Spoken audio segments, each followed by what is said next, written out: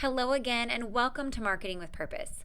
My name is Monica Pitts, and recently I did a Facebook Live with Erika Payne, who is my lead project manager at May Create Design, my company. And we talked about our big aha moments running our almost $1 million fundraising campaign, Como Gives. These aha moments are things like the processes that we put in place as we hit big bumps in the road over the last 7 years that we've been running this fundraiser, and also how we learned what marketing was working and wasn't working for the campaign. Now, I call it our campaign. We think of it as ours. We love it. We take care of it like it's our own child. But really, this campaign belongs to the Community Foundation of Central Missouri, and May Create's role in it as the webmaster and online marketing support is, well, we just love it. And so we think of it as our own.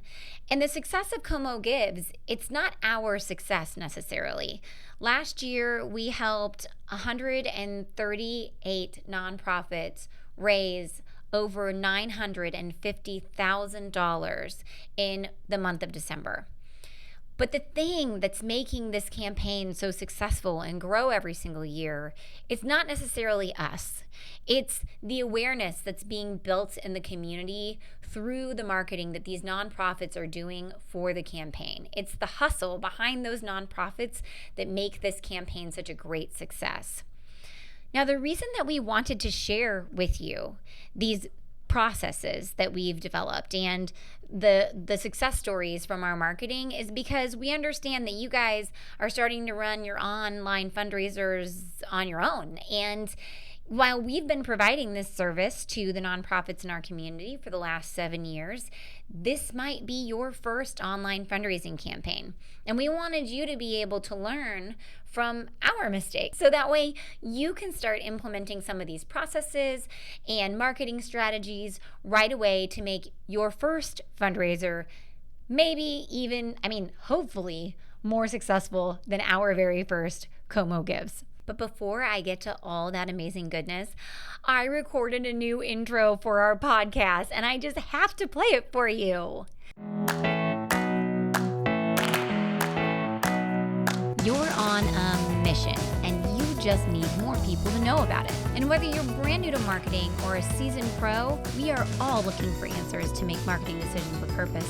I'm Monica Pitts, a techie, crafty business owner, mom, and aerial dancer who solves communication challenges through technology.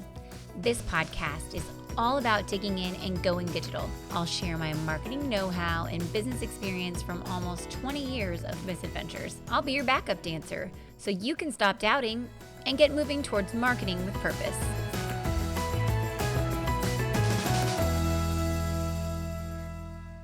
What did you think? Do you like it?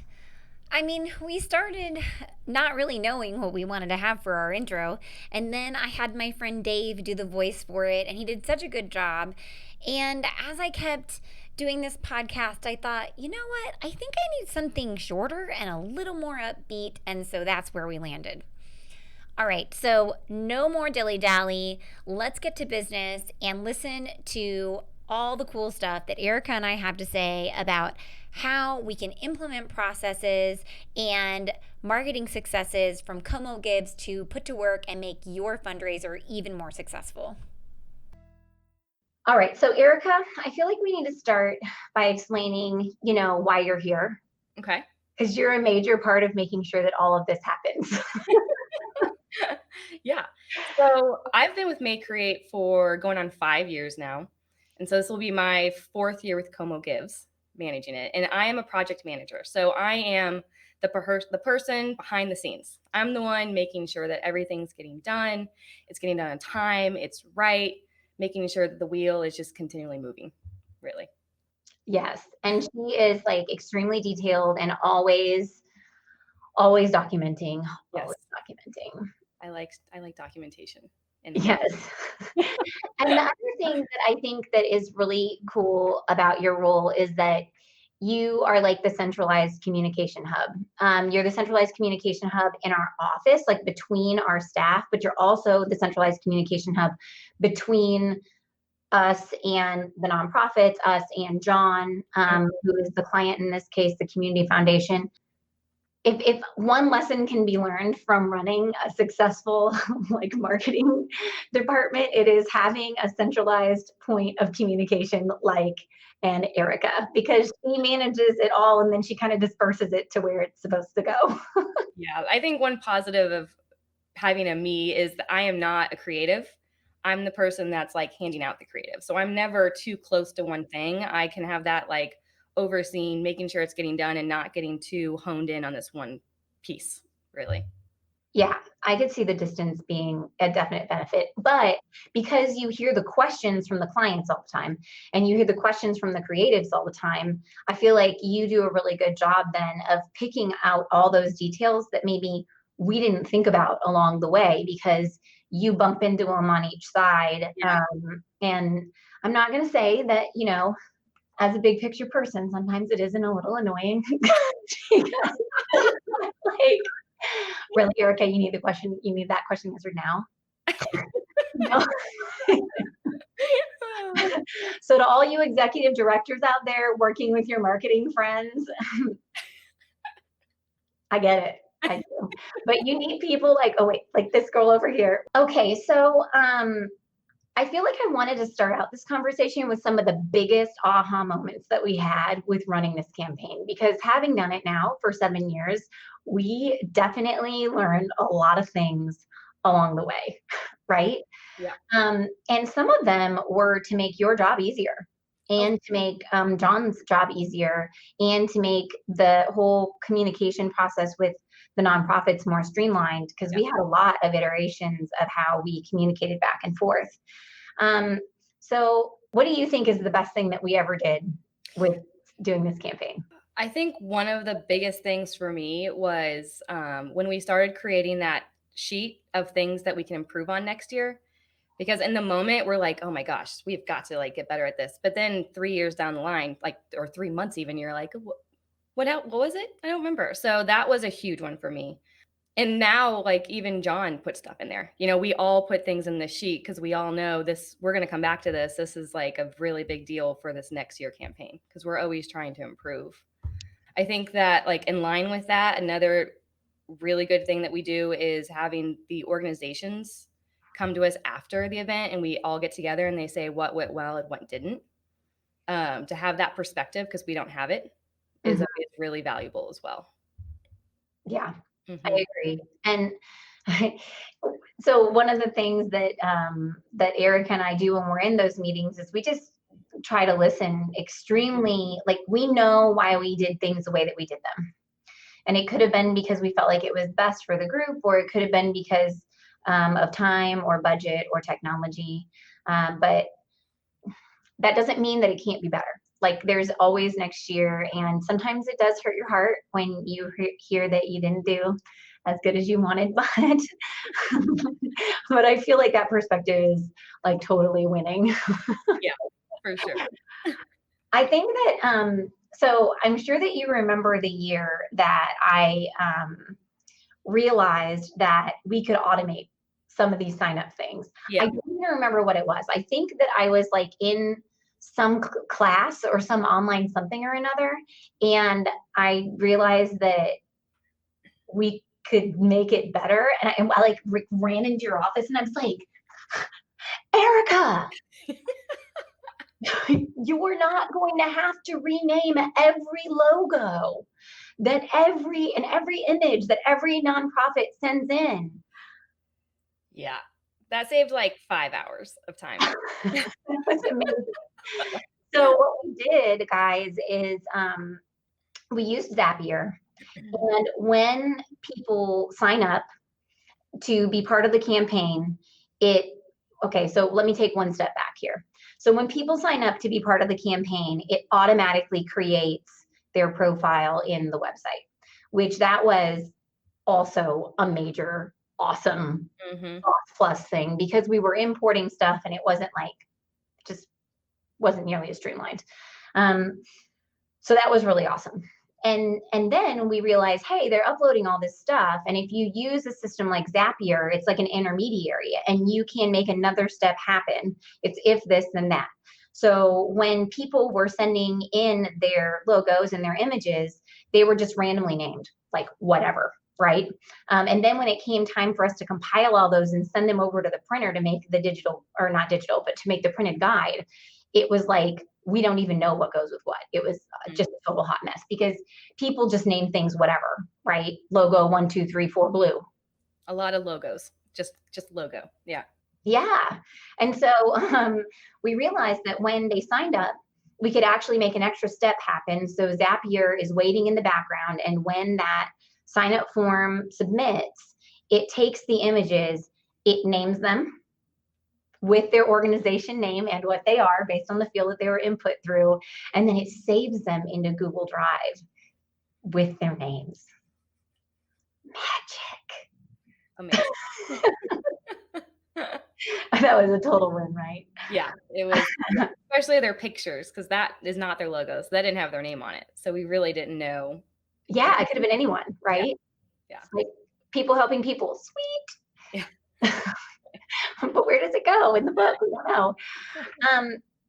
And then I think that like this year, one thing that I have really, really enjoyed that we implemented that we did not do last year is we started a focus group of nonprofits so I can pull them with questions. So as I'm doubting, because whenever I plan an event to educate people, like I don't want to say if it's the perfectionist in me or like the want to do good, like I want to give them the information that they need. I would just be like, I don't know, is this the right thing? Is this what they need? And so having that focus group this year has been amazing. Mm-hmm. And then the other thing that I'm really proud of is that Jason did a donor survey this year. And getting those results back from the donors was awesome. And he has written it all up in like a report. So if anybody wants that report, you can just, put in the comments your email address here and we'll get it to you as soon as we get it all polished out and John gives us the go ahead to share it. But it was very insightful and it kind of it solidified a lot of the things that I was thinking that we could do better. Mm-hmm. So that was really good. Yeah, I agree. I think like one thing for me that I absolutely am so happy I made on my second year is I started making an annual task list sheet, because every year there are certain tasks that we do the same, but after a year goes by, it gets really hard to remember what the details of those are and like where to find the information for it. So I created this list and every year I add to it. I go like, and then when me and Tyler, the programmer for the website, get together and plan it out, I'm like, okay, here's the sheet. Remember, at this point, we need to do this thing to make sure that the shopping cart works, or you know what I mean? It's like those little pieces. I think that's really big because there's just no way that we can remember everything in the order it goes in. And so, yeah. Yeah. If there's anything that we have learned from experience, it is test it again. Even when you think you're done testing, maybe test it one last time. And then have someone else test it. Yeah. Especially somebody who isn't used to using that user interface. It makes a big difference to hear how it's working for them. And I mean, Erika, how many years have we gone live with the campaign and thought that we had every detail ironed out, and then that first day? Pretty much every year. Yeah. I mean, and you should see this lady's documents that are like guiding her through all these steps. Like they are so detailed and yet so like, guys, if you're doing a virtual fundraiser, I just want you to know that there's going to be some hustle at the beginning because there's going to be some weird stuff. And every year we're like, how would we have known that? Like remember the year when we realized that how long did it take us to realize that if you had a special character in your name, like a dash or a hyphen, that it would break the programming? Mm-hmm. Yeah, that took us like 2 days to figure out. Hi, that was awful. That was, yeah. And we were like, how would we have known that? Like really? So it's also a little bit of a humbling experience, Mm-hmm. But it makes us better at everything else we do. Yeah, for sure. Because yeah. So the best things we ever did, keeping track of what worked and what didn't in a document, having follow-up meetings with our nonprofits, Mm-hmm. starting focus groups of our nonprofit participants, also having a survey that we gave to the donors, automating signups, automating like intaking, renaming images, and then that annual task list sheet, like to guide us through the setup. And I'm telling you, like, okay, so I'm going to tell a story on Rotary for just a second about the task list sheet. So every year, our Rotaries come together and they do a Thanksgiving luncheon, and it rotates between the Rotary groups. Did you have to help plan it for Rotaract? No, it was before my time. Okay, so every year it happens at the same place. It's kind of the same thing, but everybody has to start from scratch because there's no master task list. And so people who are not event planners have to sit down and plan an event together. Ugh. You know what I'm saying? Like, Every time. I know. I'm like, gosh, that like a master task list would be money. It would help everybody so much to produce a great event, you know, or even just what worked and what didn't would Right. be like so phenomenal. Okay. So those are the things that we loved that turned out awesome. And we say, do these things, right? I would say that as far as marketing goes, the best things that we ever did were probably the workshop for the nonprofits, teaching them as much as we could about marketing in 4 hours, Mm-hmm. and sending more emails. Making sure everything's tracking so we can gauge. And installing tracking. Yes. Man, remember that what a game changer it was the first year that we installed tracking on the site? Yeah. Like, I was in there like a psycho. And we do have like that benchmarking sheet as well. So every single day of the campaign, I go in, I benchmark where we're at. And we even have like, we know, like it's on the board outside in the commons area of our office, how much money needs to come in for Como Gives every single day. And when we hit it, we celebrate, and when we don't hit it, we like do math and figure out how much more money we need to make in the future days. But what's really crazy is that a certain percentage comes in on the first day, and a certain percentage comes in the last 2 days. And it's almost the exact same percentage every single year. So that's really good to know. But yes, from a marketing perspective, I think email. Yeah. We've tried Google Ads a couple of times. No. They're not killing it. I want them to be awesome, but they're not getting me where I want to go. And then I also feel like peer-to-peer has been a great marketing avenue for the campaign as well. So now it made things more complicated, and it does make things more complicated to run the campaign that way. But peer-to-peer is pretty awesome. Go ahead. Mm-hmm. It says it has high potential. Yeah, it does. Mm-hmm. We're going to focus on it wholeheartedly this year. We are going to educate the peer-to-peer campaigners. We're going to educate the nonprofits about doing peer-to-peer campaigns. We are going to give them recipes. We are giving them a video to watch to figure it out. Like everything that we can do to make peer-to-peer work this year, we are doing it. Yeah. Because we realize how much potential it has, really. So peer-to-peer had like last year, like an 8% conversion rate, which, I mean, so email has a much higher conversion rate. I wish that I remembered the exact percentage on it. Like when people go directly to the website, they're like 17% conversion rate. And then email is, I want to say like 16 or something like that. And when I say conversion rate, I mean like go to the website and donate. But peer-to-peer was about 8%. But I feel like people went and they learned about a nonprofit that they'd never heard of before. So even if they didn't donate, they still learned. And that is like so powerful, because next year, then we have that opportunity to talk to them again, potentially. And that's what our nonprofits need, is they need more people to know about their mission and get in front of more people.